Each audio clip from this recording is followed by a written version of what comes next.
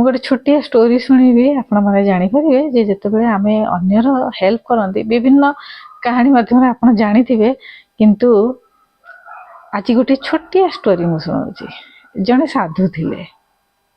ସାଧୁଙ୍କ ପାଖରେ ଗୋଟେ ଛୋଟିଆ ପିଲା ସେ ବସିଥିଲେ। ଗୋଟେ ଛୋଟିଆ ପିଲା ଗଲା, ସେ ବାରମ୍ବାର ସାଧୁଙ୍କ ପାଖକୁ ଗଲା, ହାତ ପତେଇ ମାଗିଲା। ସେ ସାଧୁ ତାଙ୍କୁ ଯାହା ବି ଦେଲେ, ସାଧୁ ତାଙ୍କୁ ଟଫି ଦେଲେ, ଫଳ ଦେଲେ, ମିଠା ଦେଲେ, ଯାହା ପାଖରେ ତାଙ୍କର ଥିଲା ସେ ତାଙ୍କୁ ତା ହାତରେ, ପିଲାଟିର ହାତରେ ଧରେଇଦେଲେ।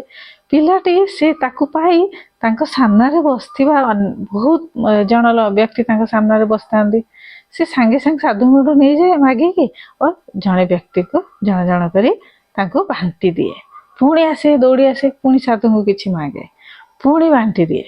ପିଲାଟି ନେଇକି ନିଜେ ରଖେନି, ଅନ୍ୟମାନଙ୍କୁ ବାଣ୍ଟି ଦିଏ। ପୁଣି ସେମିତି ମାଗେ, ସାଧୁଙ୍କ ପାଖରେ ଯାଇକି ପୁଣି ବାଣ୍ଟି ଦିଏ। ଏଭଳି 10ରୁ 15 ଥର ସେ ବାରମ୍ବାର, ଯେତେ ଥର ସେ ମାଗୁଥାଏ, ବାଣ୍ଟୁଥାଏ, ସାଧୁ ତାକୁ ସେତେ ଥର ଦଉଥାନ୍ତି, ହେଲା। ତ ସେଠୁ ଜଣେ ବ୍ୟକ୍ତି ପଚାରିଲେ ସାଧୁଙ୍କୁ ଯେ ଆପଣ ଏଭଳି କେତେ ଥର କରିବେ? ପିଲାଟି ବୋଧେ ତାର କିଛି ପାଇବାର ଆଶାରେ ଯାଉଛି, ଆଉ ଆପଣଙ୍କୁ ବାରମ୍ବାର ମାଗୁଛି, ଆପଣ ତାକୁ ବାରମ୍ବାର ଦଉଛନ୍ତି, ଏଭଳି କେତେ ଥର କରିବେ?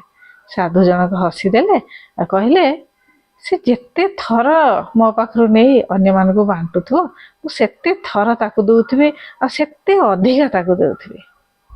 ତ ଏହାରେ ଶୁଣି ସାମ୍ନାରେ ବସିଥିବା ବ୍ୟକ୍ତିମାନଙ୍କର ଆଖିରୁ ଧାର ଧାର ଲୁହ ଗଡ଼ିଗଲା। ତ ଏହା ହେଉଛି ସଂସାର ସୃଷ୍ଟିକର୍ତ୍ତାଙ୍କର ନିୟମ। ଆପଣ ଯେତେ ଦେଇ ଚାଲିବେ, ଆପଣମାନେ ଯେତେ ଦେଇ ଚାଲିବେ, ସେତିକି ଆପଣମାନଙ୍କ ପାଖରୁ ତାର ଡବଲ ଟିବଲ ହେଇ ଭଗବାନ ଆପଣଙ୍କ ପାଖକୁ ପହଞ୍ଚେଇ ଦେବେ। ଏହା ନିଜେ ମଧ୍ୟ ନିଜ ଜୀବନରେ ଅନୁଭବ କରିଥିବେ।